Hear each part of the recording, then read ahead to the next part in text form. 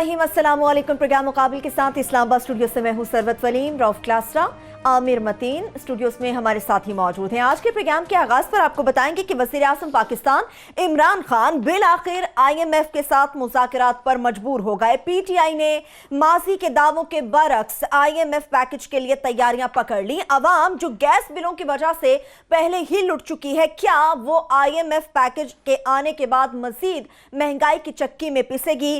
क्या वज़ीर खजाना असद उमर के IMF से मुज़ाकरात में नाकाम होने की सूरत में इमरान खान साहब को IMF के सरबराह से मुलाकात करना पड़ी? इसके साथ साथ दूसरी जानिब इमरान खान ने किसी भी करप्ट को NRO देने से एक मर्तबा फिर साफ इनकार कर दिया। क्या शरीफ खानदान के साथ हुकूमती NRO के लिए किसी अंदरूनी या फिर बैरूनी कुव्वत का दबाव है? इस पर भी तफसील से बात करेंगे। आगे बढ़ेंगे तो PSC से मुताल्लिक बात करेंगे कि PTI ने शहबाज शरीफ से पब्लिक अकाउंट्स कमेटी के चेयरमैनशिप लेने के लिए घेरा तंग कर दिया। पब्लिक अकाउंट्स कमेटी एहतसाब का बेहतरीन इदारा कैसे बना सियासी अखाड़ा, इस पर भी तफसील से बात करेंगे। प्रोग्राम के जब दूसरे हिस्से की जानिब बढ़ेंगे तो आपको बताएंगे कि सुप्रीम कोर्ट में असगर खान अमल दरामद केस की समाअत हुई। अदालत ने मुलविस अफसरान के खिलाफ 4 हफ्तों में इंक्वायरी मुकम्मल करने का हुक्म दे दिया। दूसरी जानिब सुप्रीम कोर्ट ऑफ पाकिस्तान ने इस्लामाबाद के 2 निजी स्कूलों से तौहीन आमेज जुबान इस्तेमाल करने पर तहरीरी तौर पर जवाब भी तलब कर लिया। जस्टिस गुलजार अहमद ने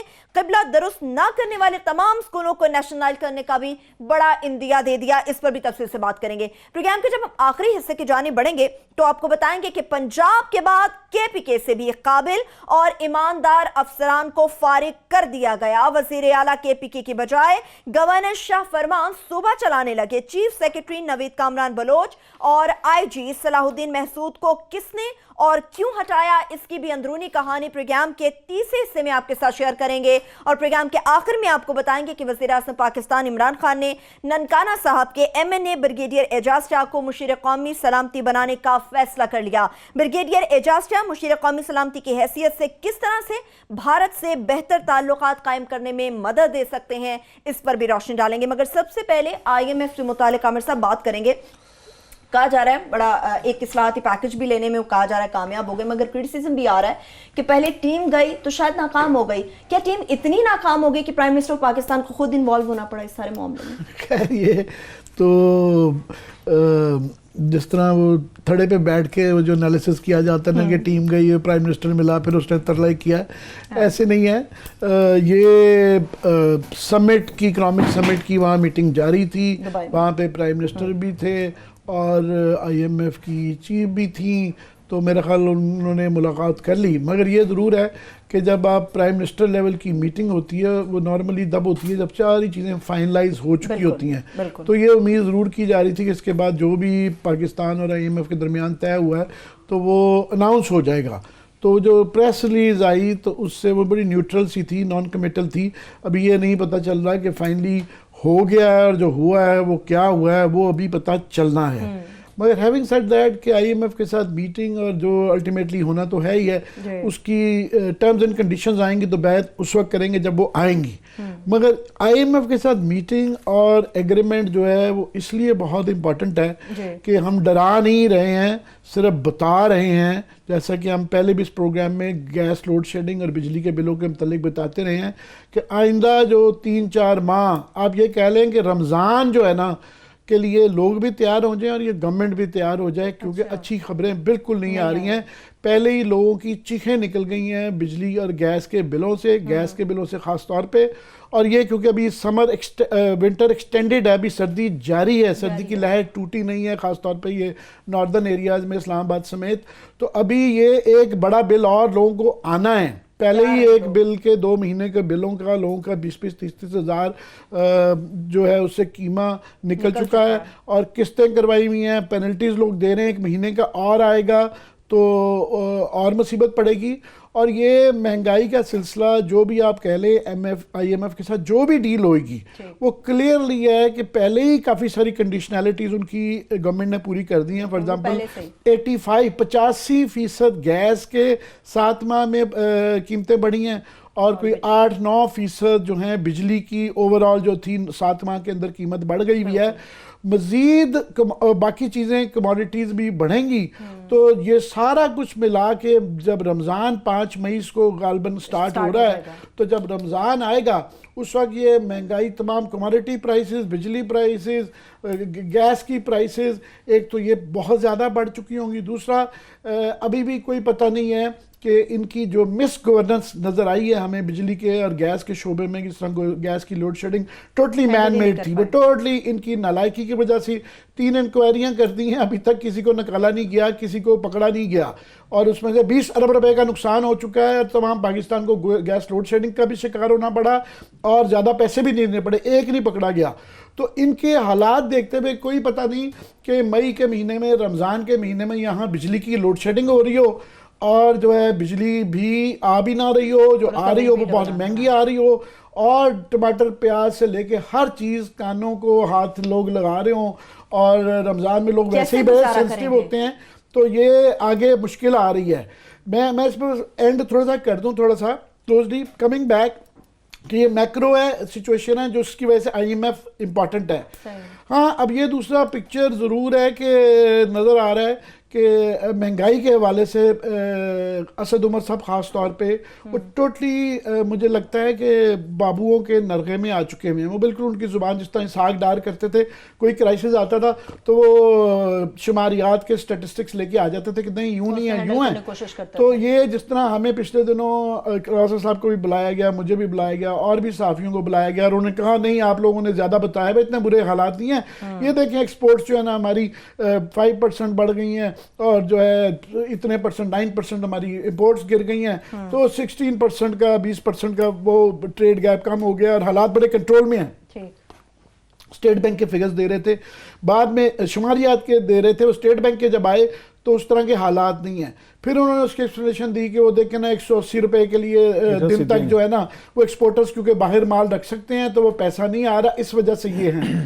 اب پھر اگین انہوں نے بجائے اس کے کہ لوگوں کے ساتھ سمپتھائز کریں، لوگوں کو بتائیں کہ جناب یہ اس میں سے کافی ساری چیزیں ماضی کی حکومت کی وجہ سے ہیں اور دنیا بھر کے یہ حالات ہیں جس کی وجہ سے ہمیں یہ مہنگائی کرنی پڑ رہی ہے اور بالکل ہو رہی ہے، وہ اس راہ پہ نہ اسد عمر صاحب نہیں ہیں۔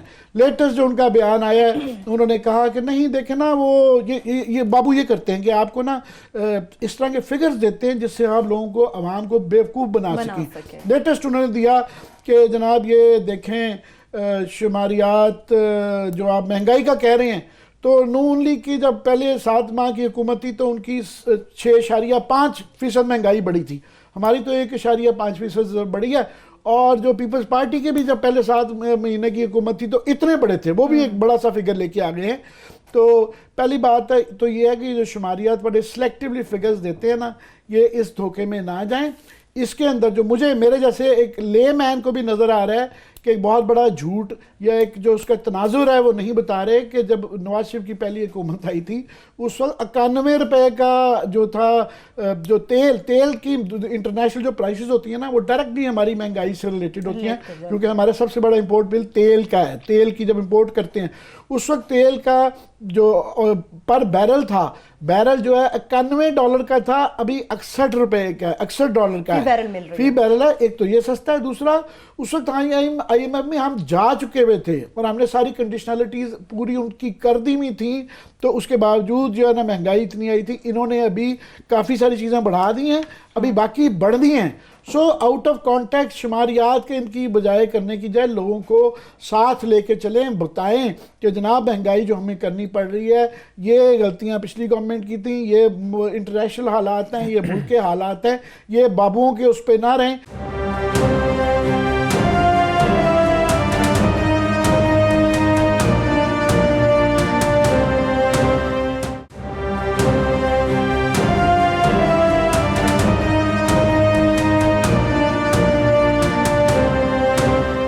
عامر صاحب نے آپ کو بڑا ایک سخت جملہ کہا ہے، میں پہلے تو اس پہ احتجاج کر لوں، سوال آپ کا بڑا ریلیونٹ تھا اور اچھا تھا۔ تو عامر صاحب نے کہا یہ تھڑے والا ایک انہوں نے اگنور کر دیا تھا، میں نے اگنور کیا، میں نے کہا آپ بات کر لیں اس کے بعد۔ میرا خیال ہے اس میں تھوڑی سی جاتی والی بات، اس کی وجہ ہے یہ تھڑے والی بات کیسے نہ کی ہے جب ملک کا پرائم منسٹر جو ہے آپ کو مسلسل پچھلے 10 سالوں میں ایک ہی بات رپیٹ کرتا رہے کہ IMF کے پاس ہمیں جو لوگ جاتے ہیں وہ کرپٹ ہوتے ہیں، وہ برے ہوتے ہیں، وہ غلط ہوتے ہیں، اور میں تو خودکشی کر لوں گا اگر مجھے جانا پڑا. تو اس کے بعد یہ تھڑے والی گفتگو بنتی ہے سر، تھوڑی سی میرا خیال ہے. اب یہ نہیں ہو سکتا ہے کہ اگر یہاں پہ گیلانی صاحب یا زرداری صاحب یا آپ کہہ سکتے ہیں یہ نواز شریف صاحب اگر IMF کے پاس جائیں تو ان کا جانا حرام ہے، عمران خان جائے گا تو ان کا جانا ان کا بالکل حلال ہے، عین اسلامی ہے، لہٰذا ان پہ نہ کوشچن ہو سکتا ہے، نہ ڈیبیٹ ہو سکتی ہے، نہ ان پہ آ کے انالیسز ہو سکتے ہیں. اس لیے بھی تھوڑی سی میرا خیال ہے نا، کیونکہ عمران خان صاحب آج کل بالکل کیئر نہیں کرتے کہ جو کچھ ماضی میں کہتے رہتے ہیں، اب انہیں کوئی پرواہ نہیں ہے کہ اب میں جو کچھ بھی کر رہا ہوں اور جیسے بھی کر رہا ہوں لوگ مانے یا نہ مانے.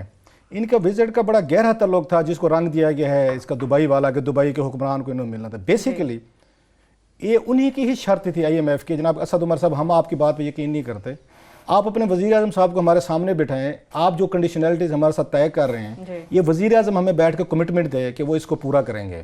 یہ ملاقات یہ کوئی آپ کی اتفاقیہ ملاقات نہیں ہے. ہمارے لیڈرز جوش میں آ کے یہ پاکستانی عوام کو سمجھتے ہیں گھاس کھاتے ہیں، اور یہ ٹھیک سمجھتے ہیں. ویسے بھٹو صاحب بھی ٹھیک سمجھے تھے کہ 1000 سال کا نعرہ لا کے انہوں نے ایک پاکستان آپ کہہ سکتے ہیں پاکستان الٹرا نیشنلزم جو تھا اس کو ابھارا انہوں نے 65 کی وار اور بعد میں جو کچھ ہوا. عمران خان صاحب نے تو وہی کام کیا، نیشنلزم ابھارا کہ ہم تو نہیں جائیں گے IMF کے پاس، اور جو جاتے ہیں لٹیرے اور چور لیتے ہیں، ساری دولت بہر رہی ہے، لوٹ کے لے گئے. اب جو دولت بہر لے کے گئے ہیں لوٹ گئے، ان کے لیے عمران خان صاحب کے پاس کوئی پلان نہیں ہے واپس کیسے لانی ہے، بلکہ جن سے دولت پاکستان میں ریکور کرنی ہے ان سے بھی ریکور نہیں ہو پا رہی، لہٰذا نئے ٹیکسز لگ رہے ہیں. ہم یہاں پیٹ مار گئے، جتنے آپ ڈالر لے کے آ رہے ہیں ڈیلی کا $2,72,000 اینگرو کمپنی ہے ان کو دیا جا رہا ہے، حکومت پاکستان دے رہی ہے ان کو ڈیلی کا $2,72,000، اور انہوں نے 3 مہینے پہلے کہا تھا. اور اس میں آپ کو یاد ہوگا وہ جو صاحب تھے ہمارے پیٹرولیم منسٹر جو ہیں، انہوں نے فرمایا تھا کہ اس میں اینگرو والی ڈیل میں یہ ٹرمینل والی ڈیل تھی، اس میں بڑی انہوں نے کہا تھا وہ irregularities ہوئی ہیں، اور کیبنٹ نے فیصلہ کیا تھا ہم اس ڈیل کو ریویو کریں گے کہ ڈیلی کا $2,72,000 دے رہے ہیں، کوئی تماشا ہے، اور 15 سال دینا ہے ہم نے پاکستانی روپیز میں، کیوں نہیں آپ نے ان سے طے کیا تھا؟ وہ بھی ہمیں کوئی پتہ نہیں ہے کہ اینگرو کے ساتھ آپ نے مذاکرات کیے ہیں یا نہیں کیے، ان کے ساتھ ریویو کیا ہے یا نہیں کیا، اس پہ بھی خاموشی ہے، اس پہ بھی چپ ہے. اب کہتے ہیں مہنگائی کم ہو گئی ہے، اور مہنگائی مجھے سمجھائیے عامر صاحب کے ٹماٹر $2 کم ہو گئے ہیں، آلو کچھ آنے پہ یہ کم ہو گیا ہے، یہ پیاز سے $2 نیچے آ گئے ہیں. اور جو بم مارا ہے آپ نے گیس کی شکل میں، اس کے بلوں کی شکل میں، لوگوں کے 35,000 50,000 60,000، ایک کا تو سوا میرا خیال $1,00,000 آیا تھا جس کا ہم نے پچھلے دفعہ آپ کو دیکھا. اس کے بعد یہ مہنگائی تو یہ میننگ لیس ہوگی نا. اور آپ ٹھیک کہہ رہے ہیں، کیبنٹ کو یہ بریف کیا جا رہا ہے، عمران خان صاحب کو یہی بتایا جاتا ہے کیبنٹ میں، کیونکہ ان کے پاس کوئی کاؤنٹر ان کے پاس وہ ہے نہیں کہ وہ اس کو چیک کریں کہ جناب یہ مجھے یہ آگے فگر ٹھیک بتا رہے ہیں یا مجھے غلط بتا رہے ہیں. سو عمران خان صاحب بھی ان پہ ٹرسٹ کر کے بیٹھے ہوئے ہیں. سو جب یہ خان صاحب یہ فرماتے ہیں نا کہ جناب کہ میں وہاں پہ نہیں جاؤں گا IMF کے پاس، پھر جاتے ہیں تو پھر تھڑے والی گفتگو ہوتی ہے اور ہونی چاہیے. عامر صاحب اس پہ اعتراض نہ آپ کو کرنا چاہیے نہ حکومتوں کو کرنا چاہیے. اس کا تناظر اگر آپ کے پاس اس کا تناظر میں اس لیے کہہ رہا تھا کہ یہ میٹنگز کیونکہ جو ہے نا ایک بات ہے IMF کے حوالے سے، اس میں تو کوئی بحث ہی نہیں تھی کہ ہم نے الٹیمیٹلی ان پہ جانا ہی تھا. یہ اچیومنٹ ضرور ہے PTI گورنمنٹ کی کہ لوگوں کو بھول گیا کہ 7 ماہ پہلے اس طرح لگتا تھا کہ IMF شاید ہمیں یہ کوئی ہمارے سے ایگریمنٹ کریں گے ہی نہیں، یہ اویلیبل ہی نہیں ہوں گے پیسے، کیونکہ آپ کو یاد ہے امریکہ کی طرف سے یہ بیان آ گیا تھا کہ ہم جب IMF کے پاس جائیں گے تو ہم دیکھیں گے کہ یہ چائنا کو جو ہے بچانے کے لیے یا ان کو یہ پاس آن کرنے کے لیے بینیفٹ تو نہیں ہے ان سے کیا قرضے لے رہے ہیں. تو وہ بڑی کنڈیشنل کر رہے تھے اور پاکستان کے بڑے برے حالات تھے، لگتا تھا کہ ہم دیوالیہ ہونے جا رہے ہیں، اور $18 بلین کا کرنٹ اکاؤنٹ ڈیفیسٹ ہو گیا تھا، پیسے ہم نے دینے تھے اور سمجھ نہیں آ رہا تھا کس طرح. تو ابھی کم از کم اس لحاظ سے ان کی اچیومنٹ کہہ لیں یا پاکستان کی قسمت اچھی کہہ لیں یا اور تو مجھے کوئی نظر نہیں آتا. کشگوگ جی کی بیچارے کی موت ہو گئی تو اس کی وجہ سے ہمیں بینیفٹ ہو گیا کہ سعودی عربیہ کے دل میں $6 ارب ادھر سے تقریباً آ گیا. 3 ارب UAE نے 3 ارب انہوں نے جمع کرا دیا، $6 ارب کے انہوں نے ڈیلیڈ پیمنٹ $12 ارب کا تقریباً صرف ان 2 ملکوں میں سے ایک بینیفٹ آ گیا. 2.5 بلین کا سنتے ہیں کہ چائنا سے آ جائے. سو ایک متبادل IMF کے علاوہ بھی بن گیا کہ ہم پاسبلٹی اس بات کی ہو گئی، کیونکہ ایک جو آپ جملہ غور کرتے رہتے ہیں، اسد عمر صاحب ایک جملہ کہتے ہیں کہ ہم نے IMF سے قومی سلامتی کے اوپر کمپرومائز نہیں کرنا، وہاں کچھ نہیں ہوگا. تو یہ IMF کے پیچھے بہت بڑا بیک گراؤنڈ تھا جو کہ विस्पर्स में होता है, ओपनली नहीं होता। तो वो मैंने किया। लेकिन ब्रेक से वापस आके यहीं से गुफ्तगू आगे बढ़ाएंगे, मगर इसके साथ साथ पब्लिक अकाउंट्स कमेटी के ऊपर भी खास तौर पे बात करेंगे। कहने को तो एहतसाब का ये बड़ा और बेहतरीन इदारा है, मगर ये सियासी अखाड़ा किस तरह से तब्दील हो गया पीटीआई की हुकूमत में, इसके ऊपर भी बात करेंगे। और एनआरओ से मुताल्लिक जो बाज़ एक दफा फिर से सुनाई दी जा रही है, इसके पीछे क्या बैकग्राउंड है, क्या कहानी है, वो भी आपसे शेयर करेंगे। हमारे साथ रहिए।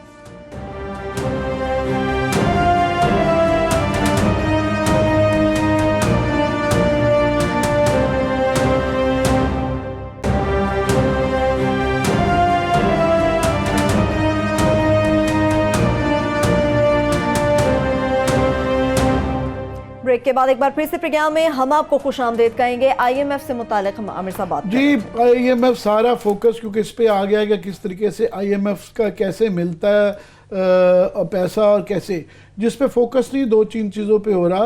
वो ये है कि ये सारे जो आप दुबई से, सऊदी अरेबिया से, चाइना से पैसे ले रहे हैं, अल्टीमेटली सोल्यूशन हमारा 2-3 चीज़ों पे है जिस पे कम बात हो रही है। वो ये है कि हम बहुत डिपेंडेंट हैं अपनी एक्सपोर्ट्स के बढ़ने पे, कि एक्सपोर्ट्स बढ़ेंगी। एक्सपोर्ट्स के जो बढ़ने के फिगर हैं वो बड़े थोड़े हैं, वो उतनी नहीं जितना हमें बताया गया था या जितनी हमें ज़रूरत है उसके मुकाबले में बहुत थोड़ी एक्सपोर्ट्स बढ़ी हैं। अभी भी दोबारा हम जो कहते रहते हैं कि तमाम जितनी भी फैसिलिटीज़ ये नवाज शरीफ ने भी दी थी, पीपल्स पार्टी ने भी दी थी, मुशर्रफ ने भी दी थी, हमारे एक्सपोर्टर भाइयों को रेंट सीकिंग की आदत पड़ गई हुई है। ये आपसे सारे प्रॉमिसरी नोट्स भी कैश करा लेंगे, रिबेट्स भी कवर कर लेंगे, सारे वो ले लेंगे, फिर भी इनकी इसके अंदर भी झांकने की ज़रूरत है, पहली बात। दूसरा ये है कि आप लोगों से टैक्स लिए जा रहे हैं, बिजली के गैस के बिल ज़्यादा लिए जा रहे हैं। हमें बता दें कि आपने गवर्नेंस कहाँ से बड़ी की है। जैसे क्लास साहब ने भी कहा कि करप्शन के पैसे कैसे रिकवरी करनी है, कार्टेल से कैसे, मोनोपलीज के अंदर जो फाइन हुए हैं वो कैसे लेने हैं। 2000 अरब रुपया तो वही है, 2000 अरब रुपया है जो कि स्टेज मोनोपली कमीशन ने जो जुर्माने किए हुए हैं, ये स्टेज की वजह से जो है ना 2000 अरब रुपया वहाँ पड़ा हुआ है, गवर्नमेंट का पैसा है, और 10-10 साल से स्टे पड़े हुए हैं। एक बहुत बड़ा चंक जो 500 अरब रुपए का है वो बिजली और गैस की मिस मैनेजमेंट, जो चोरी, गैस चोरी की जा रही है, बिजली चोरी है, 500 रुपया, उसका हमें कोई पैकेज नहीं दे रहे कि क्या कर रहे हैं। सबसे बड़ा चंक जो है वो पब्लिक सेक्टर एंटरप्राइजेस का है कि ये रेलवे, पीआईए, ये जो सफ़ेद हाथी 10-12 बांध के रखे हुए हैं, 500-700 अरब रुपया, ये बड़े चंक्स हैं। हमें टोटल जो टैक्स बढ़ाने हैं 170 अरब रुपए के हैं, और उसके बाद रेवेन्यू कहते हैं 1000 अरब रुपए की। ये हम 1-2 हज़ार अरब रुपए की बड़े चंक्स हैं, उन पे हाथ डालें ताकि हमें कहो कि ना फिर ये आपकी मजबूरी है बाकी टैक्स लगाना, जहाँ वहाँ मिस मैनेजमेंट होती है, मिस गवर्नेंस होती है, और आप नज़र नहीं आ रहा कि करेक्शन कर रहे हैं जो बचाए जा सकते हैं। वो कहते हैं पेनी saved is Penney spent is Penney saved. तो जो बचाए जा सकते हैं पहले उन पैसों को बचाएं, फिर हम थके आ रहे फिर टैक्स दे देंगे, हमें तकलीफ नहीं होगी। बैड गवर्नेंस तो अपनी एक्सेप्ट नहीं कर रहे। अब आमिर साहब ने बात की थी, इसको लेते हैं जी। अब पाकिस्तानी इसमें अभी हम गए हैं उसके पास, आमिर साहब ने थोड़ा सा हैरानी का इजहार किया कि अमेरिका ने पहले तो कहा था कि हम देखेंगे जब आएंगे, उन्होंने मांगा भी था कि चाइना के साथ जो आपकी डील्स हो रही है आईएमएफ ने कहा वो हमें दिखाएं, तो वो अब शायद उन्होंने वो अपनी डिमांड उन्होंने वो कर दी। उसकी रीज़न इसके पीछे ये भी है कि पाकिस्तान ने कुछ फ्रंट्स पे डिलीवर किया है अमेरिका के लिए। तालिबान के साथ जो वहाँ ब्रेक थ्रू हुआ है, और मुल्ला ब्रादर हमने उनको जब अपने उसे निकाल के उनके हवाले किया कि ये लें और बैठ के अब बातचीत करें, सो अमेरिका उसके बाद सॉफ्ट हुआ है। सो अमेरिकन जो चाहते थे पाकिस्तान से कि पीस डील के लिए अच्छा रोल किया, हम ये नहीं कह रहे पाकिस्तान को काम करना चाहिए था, बल्कि बहुत पहले करना चाहिए, अच्छा काम किया, यही कुछ हमें करना चाहिए था। जिस डिफेंस बजट की वो बात करते हैं ये हमारे भी फ़ायदे में है कि हमारे बॉर्डर्स जो हैं वहाँ पे दिन रात गोलाबारी ना चल रही हो, ना इंडियन साइड पे चल रही हो तो ना अफगानिस्तान साइड पे चल रही हो। सो रीजनल पीस जो है वो पाकिस्तान को सबसे ज़्यादा सूट करता है। अफगानिस्तान को करता है नहीं करता, इंडिया को करता है सूट नहीं करता, पाकिस्तान को सबसे ज़्यादा करता है। दूसरी चीज़ सर उसमें इंपॉर्टेंट थी कि पाकिस्तान को ये भी समझना चाहिए कि हमें IMF के पास जाना क्यों पड़ गया है, कि हमें अमेरिकन हर साल $1.2 बिलियन दे रहे थे, हमें कैरी लूगर बिल के तहत पैसे मिल रहे थे, US एड के तहत पैसे मिल रहे थे। सो दरमियान में जो एक टग ऑफ वार चली है हमारी, सो वो पैसा आना भी बंद हो गया, वो पैसा भी रुका है, उसकी बजाय हमें वहाँ पे लोन लेने पड़ गए हैं इन चीज़ों के। बट लेट्स सी कि आने वाले दिनों में लोग उन्होंने शराइत पूरी मान ली है सर। डॉलर को 140 तक लेके गए हैं, वो कहते हैं हमने कोई शराइत नहीं मानी। यहाँ पे हमारी जेबों पे इन्होंने आके बिलियंस ऑफ रुपीज़ के डाके मार के इन्होंने बिल निकलवा लिए हैं सर। اور بڑی خوشی سے کہہ بھی رہے ہیں کہ کوئی مہنگائی نہیں ہوئی. یہ مطلب میرا بل اگر 35,000 روپے آ گیا ہے تو یہ کوئی ان کے یہ لیے مہنگائی ان کے نہیں ہے. نزدیک اسد عمر کے نزدیک یہ مہنگائی نہیں ہے, کیونکہ اسد عمر صاحب خود کروڑ پتی آدمی ہیں اور وہ کہتے ہیں امیروں کو ٹیکس کھا رہے ہیں. مطلب امیر ہونا پاکستان میں جرم ہو گیا, جرم ہے. مطلب میں تو سمجھتا ہوں سم ٹائم پھر غریبوں سے لے لیا کریں, غریب ہونا بہتر ہے. سو وہ انہوں نے پیسے انہوں نے نکال لیے سارے کے سارے, انہوں نے ڈالر ڈی ویلیو کر دیا. آگے IMF کی شرائط جو لاسٹ بات یہ کہتے ہیں ہم بڑے ٹرانسپیرنٹ ہیں, ہم بڑے ایماندار ہیں, ہم بڑے فیئر ہیں. اب ان سے ہم توقع رکھیں اسد عمر صاحب سے یا عمران خان صاحب سے, کہ میں قوم سے جھوٹ نہیں بولوں گا, جو IMF سے اب ڈیل کر کے آ رہے ہیں وہ ذرا اس کو پارلیمنٹ کے سامنے ذرا شیئر تو کریں کہ کیا کیا شرائط آپ کے ان کے ساتھ طے ہوئی. اتنا سادہ کام نہیں ہے. جنہوں نے یہاں پرائم منسٹر کو بلوایا ہے اس خاتون نے کہ جناب یہ تشریف لیں, جیسے اندرا گاندھی نے بلوایا تھا بھٹو صاحب کو کہ ادھر بیٹھے میرے سامنے بیٹھ کے بات کریں کہ بھائی شوڈ آئی ٹرسٹ یو, تو ایسے ایک اور خاتون نے عمران خان کو بلوایا ہے دبئی میں, یہاں بیٹھے خان صاحب اور مجھ سے بات کریں. یہ آپ کے سامنے پیپر ہے, آپ بتائیں کون کون سی چیزوں پہ آپ نے اس پہ اگری کرنا نہیں کرنا. سو وہ بھی اس قوم کو اور پارلیمنٹ کو, آئی ہوپ عمران خان ایک دن آئیں گے اور پورے کی پوری وہ ساری ڈیٹیل جو ہے نا سر ان کے ساتھ شیئر کریں گے, قوم کے ساتھ ہی پارلیمنٹ کے ساتھ. باقی صرف ایک لائن ایڈ کر دوں کہ یہ جب کہتے ہیں نا کہ ہم غریبوں پہ ٹیکس نہیں لگا رہے ہیں, امیروں پہ ٹیکس لگا رہے ہیں, یہ بہت بڑا جھوٹ ہے. اس کی سیدھی سی ایک ہی آرگومنٹ کافی ہے کہ جس ملک کے اندر 70 سے لے کے 90% جو انڈائریکٹ ٹیکسز ہوں اس میں آپ ہیں غریب امیر سب پہ غریبوں پہ ٹیکس لگا رہے ہیں. اچھے ملک جو ہوتے ہیں جہاں آپ غریبوں پہ لگا رہے ہیں تو انکم ٹیکس زیادہ ہوتا ہے, وہاں ڈائریکٹ ٹیکسیشن زیادہ ہوتی ہے.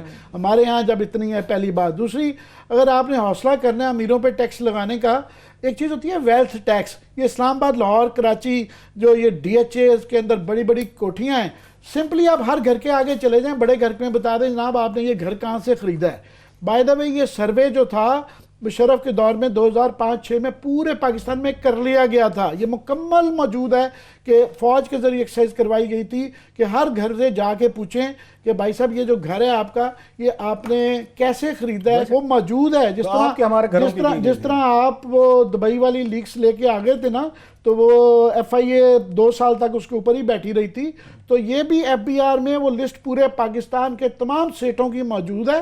آپ نے سمپلی اس کو ریوائز کرنا ہے کہ اس لسٹ کو نکال لیں اور لوگوں سے جو نہ بتا سکے کہ یہ کوٹھیاں کہاں ہیں جو ہے اس کی وہ چھین لیں یا اس کے اوپر ٹیکس لگا دیں, ویلتھ ٹیکس کر دیں. یہ جو آپ کے غریب آدمیوں سے 170 بلین کٹھے کرنے چلیں گے, اور IMF جو مزید بتائے گا 170 کیا, یہ 570 شاید ہو جائیں.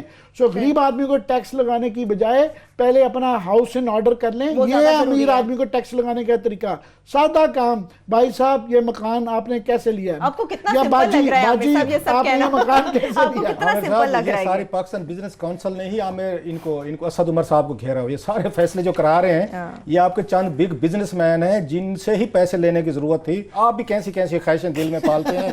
وہ جو بیٹھ کے سارا کچھ کر رہے ہیں کہ انہی غریبوں سے پیسے لو, وہ انہی سے ٹیکس نکلوا رہے ہیں پیسے اور بل نکلوا رہے ہیں. آپ کہتے ہیں ان کو ٹیکس کر رہے ہیں. بارہ اس پہ ہم بات جاری رکھیں گے. بعض اس طرح انرجی کے لیے جن کو پکڑنا چاہیے ندیم شہباز انہی سے ہی مشورہ لے رہے ہیں. ٹھیک ہے, لیکن خلاص صاحب ابھی آپ نے اپنی گفتگو میں یہ ذکر کیا تھا کہ اپنے ملک کو آگے لے جانے کے لیے ہمیں بہتر تعلقات چاہیے ہمسائے ممالک سے, خاص طور پہ افغانستان سے بھی, بھارت سے بھی. مگر جو بریگیڈیئر اعجاز شاہ صاحب سے متعلق فیصلہ کیا ہے پرائم منسٹر پاکستان نے, اس کو آپ کس طرح سے دیکھ رہے ہیں, کتنا وہ معاون ہوگا؟ عمران خان صاحب جب گئے ہیں یا ننکانہ گئے ہیں, انہوں نے اچھی بعض کچھ چیزیں کی ہیں جو ہم ان کو اپریشیٹ کرتے ہیں. میرا خیال ان کو ہائی لائٹ کرنا ضروری ہے. جو سب سے بڑا کام کیا گیا میرا خیال ہے وہاں پہ 3 بڑے کام کیے ہیں جو مجھے نظر آ رہے ہیں عامر صاحب. ایک تو یہ ہے کہ انہوں نے وہاں پہ ایک جو فیملی تھی وہاں پہ, رانا فیملی تھی قصور کی, انہوں نے 2000 وہاں پہ آپ کیسے ایکڑ زمین پہ قبضہ کیا ہوا تھا. وہ صاحب 10-15 سال کا رول تھا ان کا, تو وہ چھڑوائی ہے پنجاب حکومت نے. اور اچھی چیز یہ کہ عمران خان نے کہ انہوں نے اس پہ جنگلات بنانے کا اعلان کہ پاکستان کو بڑے برے طریقے سے ضرورت ہے کہ یہاں پہ آپ کا جو ایریا ہے نا انڈر آپ کے ٹریز ہے, ویجیٹیشن ہے, اس کو بڑھنا چاہیے. سو یہ 2000 ایکڑ پہ اگر ایک جنگل بن گیا تو میرا خیال ہے اس کا بڑا سینٹر پنجاب پہ بڑا پازیٹیو اثر پڑے گا. اور اسپیشلی جب یہ کہا جا رہا ہے کہ آنے والے آپ کے 10 سالوں میں اسموگ کی وجہ سے آپ کا لاہور, فیصل آباد, گوجرانوالا شہر رہنے کے قابل نہیں رہیں گے, تو یہ بہت بڑا بگ انیشیٹو ہے. یہ پورے میرا خیال سینٹر پنجاب کو افیکٹ کرے گا اگر اس کو پراپرلی اس کی ایگزیکیوشن کی گئی اور اچھے 1-2 پروجیکٹ ڈائریکٹر لگا دیں جو فالو اپ بھی کریں. صرف درخت لگا دینا کافی نہیں ہوتا, فالو اپ بھی ہوتے ہیں. ایک تو یہ بڑا ان کا اچھا کام تھا. دوسرا جو بڑا اس میرے جیسے عامر جیسے لوگوں کے لیے وہ بڑی اچھی چیز ہے, انہوں نے وہاں پہ گرو نانک کے نام پہ جو یونیورسٹی بنانے کا انہوں نے اعلان کیا. It's a big thing. اور بڑی مزے کی بات یہ جو مجھے اس لیے بھی یہ زیادہ سٹیپ پسند ہے خان صاحب کا, اس سے پہلی جو حکومت تھی وہ اسلام آباد میں بنا رہی تھی گرو نانک کا یونیورسٹی مجھے یاد ہے قومی اسمبلی میں بحث ہوگی, میں نے اس پہ کالم بھی لکھا ہوا ہے, اور میں کہ خدا کا خوف کریں, جہاں ان کی پیدائش ہے وہیں پہ یونیورسٹی بنائیں, نہ کہ اسلام آباد کے نہ اسلام آباد بنے. آلریڈی اسلام آباد کراؤڈڈ شہر ہوتا جا رہا ہے, پورے پاکستان سے لوگ کہیں پھر ایک اور یونیورسٹی بنائیں گے, ہزاروں کی تعداد میں اسٹوڈنٹ آئیں گے. آلریڈی یہ شہر جو ہے مرتا جا رہا ہے, یہاں پہ آپ کے سامنے چیزیں. اس کا نام ننکانہ ہے, نانک کے نام پہ ننکانہ ہے, ننکانہ ہے, آپ وہیں پہ بنائیں. دوسرا اس کا فائدہ وہ قصور یا ننکانہ کے لوگوں کو ہونا چاہیے نا, وہاں لوکل جابز کریٹ ہوں گی, وہاں ننکانہ کے لوگوں کو جابز ملیں, وہیں پہ آپ کو قصور کے ملیں, یا ادھر ادھر جو آپ کے وہاں سینٹر پنجاب کے لوگ ان کو نوکریاں ملنی چاہیے وہاں پہ. آپ اسلام آباد لا رہے ہیں, سارے پروفیسر بھی یہیں تھے, بندے بھی یہیں, سارا کچھ, کوئی تک نہیں بنتا تھا کہ آپ ان کی بنا رہے ہیں. گڈ تھنگ از کہ گرو صاحب کی اس کی یونیورسٹی جو ہے وہیں پہ بنا رہے ہیں. تیسرا جو انہوں نے کام کیا ہے وہ ہے ان کا بریگیڈیئر اعجاز شاہ کو نیشنل سیکورٹی ایڈوائزر لگانا. بریگیڈیئر اعجاز شاہ صاحب کو ہم پہلے بتا رہے ہیں, آلریڈی بتا چکے ہیں ان کا بیک گراؤنڈ, ہوم سیکرٹری رہے ہیں یا انٹیلیجنس بیورو کے وہ آئی جی رہے ہیں, میرا خیال ہے اس میں آئی جی کہہ رہا ہوں ساری, وہ ڈی جی رہے ہیں یہاں پہ, اور جناب مشرف دور میں بڑی وہ پرومیننٹ پوزیشن پہ رہے ہیں, اور بڑا ان کا اس میں آ کے رول بھی رہا ہے. ان کو سمجھا جاتا ہے کہ وہ, ابھی بات میری عامر سے ہو رہی تھی کہ نو نان سینس ٹائپ آدمی ہے. میری ایک آدھ ان سے ملاقات ہوئی ہے کہ آتے جاتے کسی دوست کے ساتھ, میرے ساتھ خاکوانی صاحب کے ساتھ ہوئی تھی, ایک ہی ملاقات ہے میری ان سے ایک آدھ. تو مجھے فیل ہوا کہ ان میں نا ایک آپ کو نیشنل سیکورٹی ایڈوائزر جو چاہیے وہ تو ایک تو پنجاب سے چاہیے. عامر صاحب پنجابی ہونا بڑا ضروری ہے. پنجاب سے ہونا کیوں ضروری ہے وہ بریک سے واپس آ کے بتا دیتے ہیں, باقی کوئی نہیں ہونا چاہیے. خیر آئے ذرا اس پہ بات کرتے ہیں. بالکل, اس کا پنجاب سے ہونا کیوں ضروری ہے, کیوں فائدہ مند ہے, ایک چھوٹی سی بریک سے واپس آ کے اس سے متعلق میں بات کریں گے. مگر ہاں, اس سے متعلق میں بات ہوگی کہ پنجاب کے بعد اب کے پی کے اندر سے بھی قابل اور ایماندار جتنے بھی افسران ہوں ان کو فارغ کر دیا گیا. ایک چھوٹی سی بریک ہمارے ساتھ رہی, اس کی ڈیٹیل بھی آپ سے شیئر کریں گے.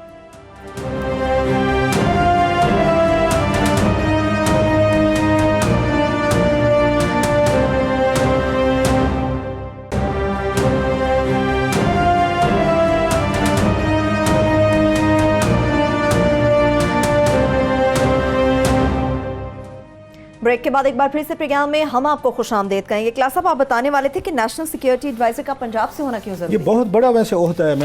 میرا خیال بہت سارے لوگوں کے لیے یہ ایک طرح کا سرپرائز ہوگا کہ انہوں نے بریگیڈیئر اعجاز شاہ کو جو ہے ایک انہوں نے لگا. لیکن اگین ہی واسٹ ایکسپیرینس, بہت زیادہ جناب مشرف کے دور میں زیادہ انہوں نے یہ بیٹھ کے میرا خیال ہے فوج کو بھی انہوں نے قریب سے دیکھا ہوا ہے, سویلینز کو بھی دیکھا ہے, بلکہ پنجاب میں وہ ہوم ڈپارٹمنٹ چلاتے رہے ہیں, یہاں پہ جیسے میں نے کہا ڈی جی آئی بھی رہے ہیں. اور سب سے بڑی جو بات میں نے نوٹ کی تھی ملاقات میں خاکوانی صاحب کے ساتھ ایک دفعہ ہوئی تھی, وہ ایزی گوئنگ آدمی لگا ہے مجھے, کہ جس میں وہ نہیں ہے, ایک ہوتا ہے نا آپ کی, اب جب سروس سے تھے تو میری ملاقات نہیں تھی, مجھے نہیں پتا اس وقت کیسے تھے, لیکن اب آپ کو لگتا ہے کہ عوامی آدمی ہیں جو بات کر لیتے ہیں, جو آپ کی اپنی بات کو کمیونیکیٹ کر سکتے ہیں. اور ان کا باقی اچھا ایسے لوگ مجھے تھوڑا اس لیے بھی اچھے لگتے ہیں کہ ننکانہ میں جتنے کام یہ جب اپنے جاب پہ تھے, ہو سکتا ہے لوگ اعتراضات بھی کریں گے اس پہ, انہوں نے اپنے علاقے کے لیے بڑے کام کیے. ننکانہ کے لیے ضلع بنوایا, انہوں نے نوکریاں دلوائیں, لوگوں کو سڑکیں بنوائیں. سو ننکانہ کو انہوں نے بڑا ایک طرح کا ماڈل انہوں نے کروایا, بہت ساری چینجز کروائے بریگیڈیئر اعجاز شاہ نے. سو ان کا ایک, اور جس طرح الیکشن جیت کے آئے ہیں وہ بھی سامنے تھا, بلکہ پچھلی دفعہ جو الیکشن لڑا تھا اس میں 75,000 پلس ووٹ سے ان کے, میرا خیال ہے ناٹ رانگ, اب بھی وہ جیت کے آئے ہیں. تو امید کی جائے پنجاب سے ہونا اس لیے ضروری ہے کہ انڈیا کے ساتھ جو ہمارا سب سے بڑا مسئلہ ہے نا, وہ کہا جاتا ہے پنجاب کا ہے, وہ شاید وہاں پہ اس کا نہیں ہے, بلوچستان, سندھ, کے پی کے وہ مسائل نہیں ہے, ہندوستان کے ساتھ جو مسئلہ ہے نا. اور اگر کبھی کوئی مسئلہ حل ہوا, اگر امید رکھنی چاہیے کوئی 1000 سال بعد, تو وہ پنجاب, یہاں پہ کوئی پنجاب کے لوگ حکمران ہوں گے پاکستان میں, اور وہاں بی جے پی ہوگی, کیونکہ دونوں کے مسائل ہیں آپس میں. ادھر سے اگر بی جے پی پاکستان کے خلاف ہے, ادھر سے ہمارے پنجاب والے ان کے خلاف ہیں, لہٰذا جب تک دو دشمن بیٹھ کے نہیں بات کریں گے تو اعتماد نہیں آئے گا. So it's a best. اب دیکھتے ہیں کہ پرائم منسٹر کو جو بگ چیلنج ہے سب سے بڑا عمران خان کے لیے, ہم بھی سمجھتے ہیں کہ ہمیں ضرورت ہے اس وقت کوئی بریک تھرو کیا جائے, کوئی بیٹھ کے بات چیت کے. بہرحال ان کی باتوں سے مجھے بریگیڈیئر اسے اعجاز شاہ, پھر میں کہتا ہوں میں زیادہ نہیں جانتا ہوں ان کو, میں اس پہ نہیں کروں, لیکن جو میرا امپریشن ان کے بارے میں ہی can play very big role, وہ بہتر طریقے سے خان صاحب سے بات کر سکتے. اچھی چیز پتہ کیا ہے لاسٹلی, جو ہم نے پہلے بھی بتائی تھی اپنے پروگرام میں, کہ وہ عمران خان کو ان کے منہ پہ غلط بات کو ٹوک سکتے ہیں. وہ عمران خان کے روب میں نہیں ہے, ان کے کرزمے میں, ان کے چارم میں نہیں ہے, جو ہم نے لوگوں کو دیکھتے ہیں نا, چارم کے مارے منہ بند اور خان صاحب کو یوں دیکھتے رہتے ہیں, جرت نہیں ہوتی نوکری نہ چلی جائے, کچھ بات کر سکیں. سو یہ میرا خیال ہے کہ ایک بگ چینج ہے کہ خان صاحب ایسا بندہ لائے ہیں جو ان کے منہ پہ بیٹھ کے ان کو غلط چیزیں بھی بتا سکتا ہے, ان کو روک بھی سکتا ہے, اور خان صاحب ان کی بات آ کے اس کو امپورٹنس بھی دے سکتے ہیں. بالکل, یہ اچھی, یہ بڑے امپورٹنٹ ڈپارٹمنٹ ہے, وہ اس لیے کہ یہ ڈپینڈ کرتا ہے پرسن اسپیسیفک ہے کہ جس شخص کو لڑایا جا رہا ہوتا ہے اس کی وجہ سے ہی اس عہدے کی شان کم یا زیادہ ہوتی ہے. ناصر جنجوعہ صاحب والا جو تجربہ تھا وہ بالکل فیل ہو گیا تھا. اس کی بنیادی وجہ یہ تھی کہ یہ برج ہوتا ہے، یہ عہدہ جو کہ سول اور ملٹری کے درمیان میں برج بنتا ہے، پل کا کام دیتا ہے. تو اس وقت کیونکہ لڑائی اتنی زیادہ نواز شریف کی اور فوج کی ہو چکی ہوئی تھی، پنڈی والوں کی اور اسلام آباد والوں کی، کہ ان کی وہ حیثیت نہیں تھی، نہ ہی وہ ان کا فوج کے اندر اس طرح کا لیوریج تھا کہ وہ ان کو کر سکیں، نہ ہی ان کا نواز شریف صاحب پہ اتنا تھا کہ ان کو سمجھا سکیں کہ وہ اپنی کنفرنٹیشن کام کریں، لڑائی نہ کرے. تو وہ کیونکہ ارریلیونٹ ہو گئے تھے اس لیے وہ عہدہ بھی ارریلیونٹ ہو گیا تھا. اعجاز شاہ صاحب کا فرق 2-3 چیزوں سے ہیں. پہلی بات تو یہ ہے کہ وہ الیکٹڈ ایم این اے بھی ہیں، وہ یہ نہیں ہے کہ وہ گھر سے بیٹھ کے ان کو اٹھا کے لگا دیا ہے. So he has access to parliament, he is part of many committees, defence committee وغیرہ میں آلریڈی ہیں، ایکسیس بھی ہے. اور جس طرح مجھے بھی کبھی ان سے ملنے کا اتفاق نہیں ہوا، میں سنا ہے کہ وہ جس طرح آپ بتا رہے ہیں کہ وہ اپنی برملا اپنی جو بھی خیالات ہیں اس کا اظہار کر لیتے ہیں. دوسرا یہ ہے کہ یہ ٹائمز بڑے ڈیفرنٹ ہیں. ایک تو یہ ہے کہ یہ پہلی دفعہ یہ ہے، اچھا برا جو بھی کچھ لوگ چاہے ٹانٹ کریں، اور میں سمجھتا ہوں اچھا یہ ہے کہ سول اور ملٹری ایک پیج پہ ہیں. یہ ٹانٹ کرنے کی بات نہیں ہے، یہ ملک کی ضرورت تھی کہ یہ ہے. اور اس میں آلریڈی کوئی یہ نہیں ہے کہ انہوں نے ڈفرینسز کو گیپ وہ کرنا ہے. ان کی جاب کی ریکوائرمنٹ ہے اس کو سولیڈیفائی کرنا ہے، کہ اس کو مزید تقویت دینا ہے، کہ ان کو جو ہے political point of view Pindi والوں کو سمجھانا ہے، اور پنڈی عمران خان صاحب کو بھی فوجی پوائنٹ کو عام نیت اپنی جگہ ہوتا ہے مگر اس کو ٹرانسلیٹ کر کے کہ اس کے پیچھے کیا ہے. وہ اس لیے ضروری ہے کہ اس وقت جو ہے ہم پاکستان کا، یہ ہمیشہ کہا جاتا ہے کہ اس سے زیادہ اہم وقت کوئی نہیں تھا، مگر اس دفعہ واقعی بہت اہم ہے، کیونکہ افغانستان جس طرح صاحب نے ذکر کیا وہ بالکل قریب آیا ہوا ہے اپنے ریزولوشن کے. یہ 30-40 سال سے ہم جس دلدل میں پھنسے ہوئے تھے، اب امید جاگی ہے کہ وہاں پہ امریکن جنرلی اپنے انخلا کے اندر انٹرسٹڈ ہیں اور بڑی کروشل سٹیج پہ ہے. دوسرا یہ کرتارپور کی ہم نے یہ ایک جو ہے بڑی اچھی ایک اوپننگ چھوڑی ہوئی ہے. وہاں پہ بھی الیکشن ہے، جو یہ الیکشن کے رزلٹ دیکھیں گے انڈیا کے اندر کون الیکٹ ہوتا ہے. اگر لیٹ سے کوئی ایسی حکومت آ جاتی ہے جو فیوریبل ہوتی ہے تو اس کی بھی آگے ایکسٹینشن ہو سکتی ہے. اور پاک امریکہ، پاک مڈل ایسٹ، پاک انڈیا، یہ سارے ایک فلکس میں، ایک ٹرانزیشن میں ہیں، جس کے اندر میرا خیال ہے کہ ہماری ڈومیسٹک پالیٹکس اور اکانومی کے لیے ہماری انٹرنیشنل ریجن پالیسی بڑی میٹر کرتی ہے. اس میں اعجاز شاہ کا اور اس عہدے کا بہت ہی کروشل رول آ جاتا ہے. ٹھیک ہے، میرے پاس لاسٹ 4 منٹس ہے. کلاس صاحب آگے بڑھتے ہیں. کلاس صاحب کے پی کے حوالے سے خان صاحب ہمیشہ اسے ماڈل کے طور پر پیش کرتے رہے، گورننس کے حوالے سے بھی، صوبے کے حوالے سے بھی. پنجاب میں تو ایسی مثالیں کم ہی ہے کہ کوئی ایماندار یا قابل افسر وہاں پہ ٹک جائے، مگر کے پی کے میں اب یہ صورتحال پیدا ہونا شروع ہو گئی ہے. کس کا مشہور قول ہے، عامر صاحب کو یاد ہوگا کہ جب انقلاب آتا ہے تو سب سے پہلے اپنے بچے کھاتا ہوتا ہے. تو جو لوگ انقلاب لانے میں شامل تھے، جن کا لہو تھا، اب ان بچوں کی قربانی دینے کا وقت آ گیا ہے. بلکہ ایک نہ ہے نا اس کا ایک ہمارا یہاں پہ ایک لوکل ایک محاورہ بھی ہے کہ جب اس کے بندر کے پاؤں جلنے لگے تھے نا سر، تو اس نے اپنے بچے جو ہے نا پاؤں کے نیچے دے دیے تھے. یہ سیاست ہے اسی طرح کی ظالم چیز. یہ کسی کوئی ایک پرسن اسپیسیفک ہم نہیں کہہ سکتے. اب وہی کچھ ہو رہا ہے. اب کے پی کے میں جو انقلاب لانے والے تھے، جس کو وہ سیل کیا گیا تھا، وہ 2 لوگ تھے موسٹلی. اگرچہ اس کا کریکٹر اگین ہم اس پہ کہتے ہیں کہ وزیر اعظم عمران خان صاحب کو جاتا ہے یا ان کی ٹیم کو جاتا ہے کہ انہوں نے الاؤ کیا، لیکن ایک اس پہ کاؤنٹر بھی آتا ہے کہ کے پی کے کی پولیس شروع سے ہی، کیونکہ وہاں پشتون ہیں، ہزارہ ہیں، سرائکی دیگر لوگ ہیں، وہ کلچر اس طرح کا ہے کہ وہ لوگ ان کی جو پولیس ہے وہ پنجاب کی پولیس سے بڑی ڈیفرنٹ ہے. انریبل زیادہ پولیس ہے کے پی کے کی، مطلب ہے اس طرح کے نہیں ہے جیسے ہمارے ہاں ہم پنجاب میں دیکھتے ہیں جو واقعات بھی آتے ہیں سامنے چیزیں. سو وہ جو ٹیم بنائی تھی بڑی ان کی ڈریم ٹیم تھی کہ اوپر انہوں نے آ کے ناصر درانی کو بٹھایا، نیچے صلاح الدین مسعود کو بٹھایا تھا، اور انہوں نے کھانے کا کلچر چیزیں واقعی چینجز کر دی تھیں. اب اپنے پولیٹیکل سو کالڈ کمپلشنز پہ آ گئے ہیں. اب ماڈل انہوں نے بڑے ڈیفرنٹ قسم کا دے رہے ہیں جو مجھے سمجھ آ رہی ہے وہاں پہ کہ اب یہ گورنر کے ذریعے انہوں نے یہ سوچا ہے، خان صاحب نے جو آپ بات بھی کہتے رہتے، پرویز خٹک کے اس کے بعد جس طرح ریبل کر لیا تھا پرویز خٹک نے کہ عمران خان صاحب کے خلاف بغاوت کر رہے تھے چیف منسٹر، وہ انہوں نے ایک اور کام کیا. انہوں نے کہا جناب کہ بندہ گورنر جو ہے نا وہ اسٹرانگ لگاؤ اور آگے چیف منسٹر کمزور سا لگاؤ. یہ ماڈل انہوں نے یہاں پہ بھی لگایا پنجاب میں کہ گورنر سرور جیسا ایک شروع ایک بڑا مطلب آپ کہہ سکتے تجربے کار انہوں نے بندہ لگا دیا کہ اب آپ نے کنٹرول کرنا ہے جناب. کے پی میں بھی بزدار ڈھونڈ لیا اور چودھری سرور ڈھونڈ لیا. انہوں نے چودھری سرور ڈھونڈ لیا, وہاں پہ شاہ فرمان صاحب ہیں, وہ سنا ہے, وہ ساری چیزیں کر رہے ہیں, بلکہ چیف منسٹر کو تو بولنے کی اجازت بھی نہیں ہے. اور یہ سمجھا جا رہا ہے, جو ٹرائکا بن گیا اب جس نے سارے فیصلے کر رہے ہیں, کہ اعظم خان صاحب پرائم منسٹر آفس میں بیٹھے ہیں سر, اور ان کے ساتھ وہ بیٹھے ہیں جو ان کے دوسرے ارباب شہزاد صاحب, اور پلس گورنر صاحب جو بیٹھے ہیں, یہ تینوں مل کے ساری اس کے بیوروکریسی کو دیکھ رہے ہیں, معاملات کو. وہ ان کا وزیر اعلیٰ صاحب ایک نام کا بٹھا دیا انہوں نے. ہوا یہ ہے اب امیڈیٹ کہ کے پی کے پہ جو اس کا مرجر ہونا تھا سر عامر صاحب فاٹا کا, وہاں سے مسئلے شروع ہوئے. سپریم کورٹ نے حکم دیا ہوا ہے کہ آپ وہاں پہ آپ خاصہ دار جو لیوی ختم کر کے اور پولیٹیکل ایجنٹ کا دفتر ختم کر کے آپ پولیس کو ایکسٹینڈ کریں, وہاں تھانے بنائیں, آپ کچہریاں بنائیں, اور اس کو آپ جو آئی جی ہے نا انضمام مرجر کریں.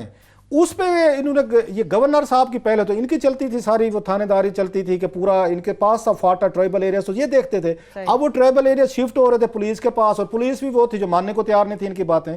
اصل اس میں لڑائی یہ ہے اب جس پہ شاہ فرمان صاحب جیت گئے ہیں, کیونکہ لابی ان کی پرائم منسٹر آفس میں بیٹھی ہے جنہوں نے آرڈر جاری کروائے ہیں. وہ چاہتے تھے کہ جناب کہ آپ انہیں خاصہ داروں کو اور ان کو لیویز کو ہی وہاں رہنے دیں, تھانے نہ بنائیں, انہی کے ذریعے کنٹرول کریں گے. تو ان کو سمجھایا گیا جناب اگر انہوں نے کنٹرول کرنا ہوتا تو فوج فاٹا میں کیوں جاتی. اب پولیٹیکل ایجنٹ کا اتنا بڑا ایک آفس ہے, ایک عہدہ ہے.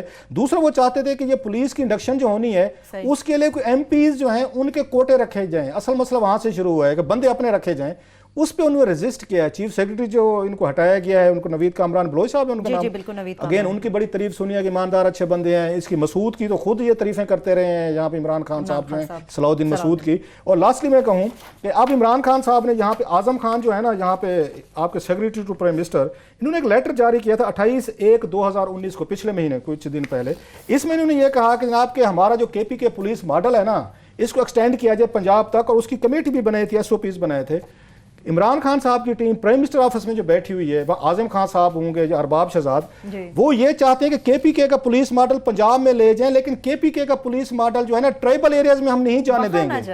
اس میں انہوں نے روکنے کے لیے یہ انہوں نے ساری چینجز کی ہیں کہ یہ ابھی کے پی کے جو ہے ٹرائبل ایریاز میں وہی سسٹم رکھنا چاہتے ہیں لیویز کا اور خاصہ داروں کا, وہ پولیس کو وہاں پہ نہیں جانے دے رہے. یہ لڑائی تھی جس پہ یہ لابی جیتی ہے. فرمان شاہ صاحب یہاں پہ اعظم خان صاحب اور ارباب شہزاد صاحب نے یہاں سے بیٹھ کے یہ چینجز کیے ہیں. اور بعض لوگ کہتے ہیں عمران خان صاحب کو ان کو پتہ نہیں ہے, میں کہنا بھی ہو نہیں سکتا. ایسا ممکن نہیں, یہ اس میں تو کوئی شک ہی نہیں ہے کہ پی ٹی آئی کی گورنمنٹ جو جیتی ہے اسلام آباد میں بھی, وہ largely on the strength of کے پی جیتی ہے, کہ وہاں سے جو یہ سیٹیں جیت کے لائے ہیں پروونس میں بھی اور نیشنل میں بھی پہلے سے بہت زیادہ, تو پنجاب کی سیٹوں کے ساتھ مل کے یہاں قیمت بن پائی ہے.